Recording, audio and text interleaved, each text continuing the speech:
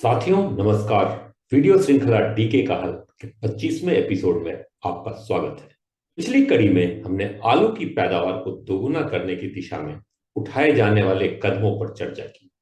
इस कड़ी में हम सरकार की एक पहल यानी प्राकृतिक खेती पर चर्चा करेंगे और इसकी आवश्यकता, मौजूदा स्थिति और आगे के रास्ते को समझने की कोशिश भी करेंगे। शायद आप ये जानते हो कि श्री सुभाष पालेकर जी एक भारतीय किसान ने पिछले 20 वर्षों तक खाद्य और कृषि विज्ञान से जुड़े सिद्धांतों को लागू करते हुए कुछ अध्ययन किए और उस कृषि पद्धति को शून्य बजट प्राकृतिक खेती करार दिया।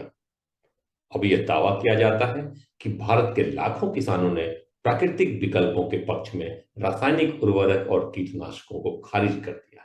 वहीं दूसरी ओर भारत सरकार ने उर्वरकों और कीटनाशकों पर बढ़ती निर्भरता के साथ लगातार बढ़ती उर्वरक सब्सिडी से राहत के लिए वर्ष 2022 के वार्षिक बजट के दौरान औपचारिक रूप से प्राकृतिक खेती पर एक नई योजना को अपनाने की शुरुआत की। और इसके प्रमुख आकर्षण है उन शुष्क क्षेत्रों में प्राकृतिक खेती जहां रासायन अभी तक नहीं पहुंचा है, तथा गंगा नदी के किनारे 5 किलोमीटर के गलियारे में। ऐसे क्षेत्रों में प्राकृतिक खेती को अपनाने वाले किसानों को विशेष सहयोग, उपज के विपणन में मदद और विस्तार सेवाएं प्रदान करना शामिल है। भारत सरकार के थिंक टैंक यानी नीति आयोग का मानना है कि प्राकृतिक खेती पारंपरिक खेती के तरीकों का एक रासायनिक मुक्त विकल्प है। दावा यह भी किया जा रहा है कि इसे अपनाने पर प्राकृतिक खेती के कई लाभ होंगे, जैसे कम लागत में अधिक उपज, रोजगार, बेहतर स्वास्थ्य, पर्यावरण आदि। हम हृदय से आभारी हैं उन किसानों के प्रति जो भारत के अलग अलग राज्यों में अपने स्तर पर इस दिशा में प्रयास कर रहे हैं। साथ ही भारत सरकार की पहल की भी सराहना करते हैं। इन उद्देश्यों को प्राप्त करना वास्तव में बहुत ही अच्छा होगा, लेकिन एक कृषिजीवी होने के नाते कुछ जिज्ञासाएं भी है। शुष्क क्षेत्रों और गंगा नदी के किनारे की भूमि में उपयोग किए जा रहे उर्वरकों और कीटनाशकों के बारे में क्या, क्योंकि ये क्षेत्र रसायन मुक्त नहीं है। उन क्षेत्रों में उगाई जाने वाली फसलों में न केवल उच्च स्तर के रासायनिक अवशेष हो सकते हैं, बल्कि सूक्ष्मजीवी रूप से भी दूषित हो सकते हैं, क्योंकि नदियों का पानी साफ नहीं है। अधिकांश क्षेत्रों में मुश्किल से एक फसल की खेती की जाती है, क्योंकि गंगा नदी के किनारे की भूमि बाढ़ग्रस्त है। साथ ही शुष्क क्षेत्रों में सिंचाई की व्यवस्था नहीं। अगर यह पद्धति वास्तव में जीरो बजट है और इसे पूरी तरह से अपनाना इतना ही आसान है, तो सभी किसानों तक पहुंचने में इतना समय क्यों लग रहा है? और अगर लाखों किसान पहले ही इसे अपना चुके हैं, तो कई भारतीय राज्यों में उर्वरक की खपत और उर्वरक सब्सिडी में लगातार वृद्धि क्यों हो रही है? जहां तक किसानों के हाथ थामने की बात है, तो पहले से लागू की जा रही योजनाओं में किसान का हाथ कितना थामा गया? सभी जानते हैं कि भारत में विपणन सुविधा की कमी किसानों की सबसे बड़ी आम चुनौती है, और इसकी स्थिति को जैविक खेती में सभी जानते ही हैं। अगर इस बारे में विशेष जानकारी चाहिए तो इसी वीडियो श्रृंखला के एपिसोड 22 को एक बार जरूर देखें। आइए अब जरा वास्तविक प्राकृतिक खेती के बारे में भी जान लें। अधिकांश कृषिजीवी इस बात से जरूर अवगत होंगे कि शिफ्टिंग खेती या स्लैश एंड बर्न एग्रीकल्चर को झूम खेती के रूप में भी जाना जाता है। शायद खेती का यह सबसे प्राकृतिक रूप है। माना जाता है कि इसकी शुरुआत 7000 ईसा पूर्व के दौरान हुई थी। आईसीएआर रिसर्च कॉम्प्लेक्स पूर्वोत्तर क्षेत्र उमियम द्वारा प्रकाशित झूम खेती पर एक रिपोर्ट के अनुसार पूर्वोत्तर भारतीय राज्यों जैसे मेघालय, अरुणाचल प्रदेश, असम, मेघालय, मणिपुर, मिजोरम, नागालैंड और त्रिपुरा आदि राज्यों में आज भी झूम खेती बड़े पैमाने पर की जाती है। इन क्षेत्रों में कुल वन का क्षेत्रफल 65% से अधिक है, जबकि राष्ट्रीय औसत 21.34% है। साथ ही पर्याप्त मात्रा में भूजल संसाधन उपलब्ध है। यह सच है कि झूम के तहत कुल क्षेत्रफल में कमी आ रही है, लेकिन यहां एक बार फिर जोर देना जरूरी है, यह प्रणाली आधुनिक विशेषज्ञों द्वारा प्रचारित पद्धति से कई गुना अधिक प्राकृतिक है। आइए अब जरा कुछ तथ्यों की जांच करें। परंपरागत खेती के अंतर्गत भारत में धान की औसत उपज लगभग 40 क्विंटल प्रति हेक्टेयर है, जबकि पंजाब में प्रति हेक्टेयर पैदावार 64 क्विंटल से अधिक है। वहीं झूम खेती में धान की उपज 8 से 11 क्विंटल प्रति हेक्टेयर के बीच है। कृषि मंत्रालय, भारत सरकार द्वारा प्रायोजित एक अध्ययन के अनुसार असम कृषि विश्वविद्यालय जोरहाट के वैज्ञानिकों ने यह बताया कि त्रिपुरा में झूम के तहत धान की उत्पादकता परंपरागत धान की खेती की तुलना में बहुत ही कम है। इसी तरह भारतीय कृषि अनुसंधान परिषद यानी आईसीएआर के एक संस्थान Indian institute of farming research system Modipuram द्वारा किए गए शोध में पाया गया कि उत्तर भारत में चावल गेहूं प्रणाली में शून्य बजट प्राकृतिक खेती के तहत शुरुआती दौर में उपज में 40% तक कमी देखी गई। इतना ही नहीं, प्राकृतिक खेती के शुद्धतम रूप को पर्यावरण के लिए विनाशकारी और वनों की कटाई का एक प्रमुख कारण भी माना जाता है। व्यवहारिक रूप से पारंपरिक खेती और प्राकृतिक खेती उत्तरी और दक्षिणी ध्रुव की तरह दो पद्धतियां, और इनमें से कोई भी आज अस्थायी समाधान देने की स्थिति में नहीं है।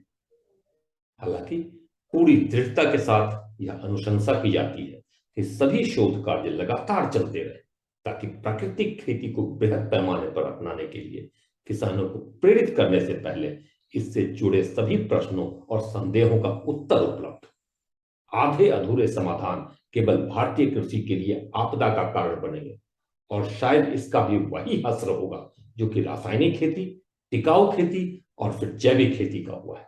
ऐसा इसलिए क्योंकि भारतीय कृषि की यात्रा उतार चढ़ाव से भरी रही है। हालांकि वर्तमान में भारतीय कृषि चीन के बाद विश्व में दूसरे स्थान पर है, लेकिन वास्तव में दोनों देशों के बीच का अंतर बहुत ही बड़ा है। यानी चीन भारत से 5 गुना आगे है। विश्व में दूसरा स्थान होने के बावजूद क्या यह बहुत ही खेद की बात नहीं है कि हमारी कृषि पद्धतियां बिल्कुल भी लाभदायक नहीं। इसलिए ज्वलंत मुद्दे हैं किसानों की आत्महत्या, लगातार बढ़ रहे शहरों की ओर पलायन, कृषि आदानों के अत्यधिक उपयोग के कारण मिट्टी के स्वास्थ्य में गिरावट, नतीजतन दुनिया के 1/3 से अधिक कुपोषित बच्चे भारत में रहते हैं, और भारत में कुल रोगों में से 15% के लिए कुपोषण जिम्मेदार है। ऐसी स्थिति में प्राकृतिक खेती के विकल्प की ओर बढ़ने और अपने खाद्य सुरक्षा को जोखिम में डालने से पहले क्या यह उचित नहीं होगा कि पोषण सुरक्षा हासिल करने के लिए हर संभव प्रयास किए जाए। खाद्य सुरक्षा के साथ साथ पोषण सुरक्षा को हासिल करना विश्व भर में भारत के लिए जबरदस्त अवसर के द्वार खुले, बशर्ते हम दो चीजों की सुरक्षा को अपना लक्ष्य बनाएं। पहला है उत्पादक, चाहे वो किसान हो या हो मिट्टी, और दूसरा है उपभोक्ता, उसे पर्याप्त मात्रा में गुणवत्तापूर्ण सुरक्षित भोजन लगातार मिल सके। इन उद्देश्यों को प्राप्त करने के लिए भारत की कुछ खास विशेषताएं हैं। भारत में खेती योग्य भूमि चीन से 13% अधिक है, और यह एक बहुत ही बड़ी बात है। जहां यह जानना भी अविश्वसनीय है कि चीन का सकल घरेलू उत्पाद 1980 के दशक तक भारत के ही बराबर था, जबकि 1990 तक भारत में प्रति व्यक्ति सकल घरेलू उत्पाद चीन से अधिक था, और वर्ष 2018 से चीन हमसे कई गुना आगे है। इसलिए हमें इस बात का विश्वास रखना होगा कि भारत केवल इसे हासिल ही नहीं बल्कि काफी आगे जा सकता है, बशर्ते हम इसे प्राप्त करने के लिए पूरी ईमानदारी से प्रयास कर सकें। ग्रामीण विकास और कृषि अर्थव्यवस्था के विकास में भारत की विविधता इसे कई गुना बढ़ाने में मदद कर सकती है। यहाँ न केवल प्राथमिक उत्पादन में बल्कि प्रसंस्कृत खाद्य पदार्थ सहित कृषि और संबंध उद्यमों के इर्द गिर्द घूमने वाली उद्यमिता को अपनाने की भी अनंत संभावनाएं। गुणवत्ता युक्त उत्पाद भरपूर मात्रा में सभी को उपलब्ध हो, इसके लिए उपयुक्त शोध, तकनीकी विकास और उसके उपयोग पर नए सिरे से विचार और विशेष ध्यान देना हो।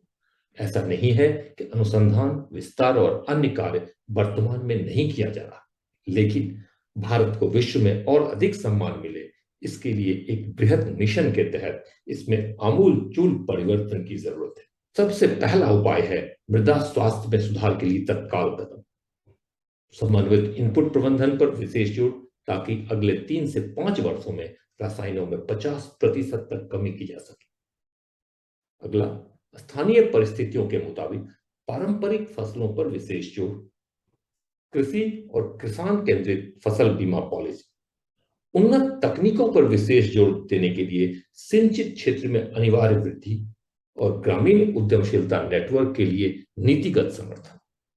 भारत को हमारे सपनों का राष्ट्र बनाने के लिए सरकार के साथ साथ यह हम सबकी जिम्मेदारी है कि जहां तक संभव हो फसल उत्पादन में केवल समन्वित आदानों और पद्धतियों को ही अपनाया जाए। ये कदम न केवल हमारी घरेलू मांग को पूरा करेंगे, बल्कि दुनिया के अधिकांश देशों की लगातार बढ़ती खाद्य मांग को भी पूरा करने के लिए निर्यात में कई गुना तक वृद्धि हो, और यह बिल्कुल संभव है।